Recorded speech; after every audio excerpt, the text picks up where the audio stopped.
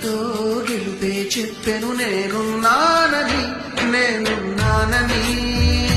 నీకే కాదని నిన్నటి రాతని మార్చేస్తానని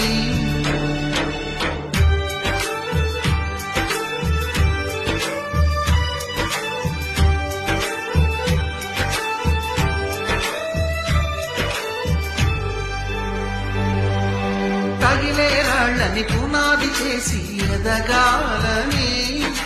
తరివే వాళ్ళని హితులుగా తలచి ముందుకెళ్ళాలని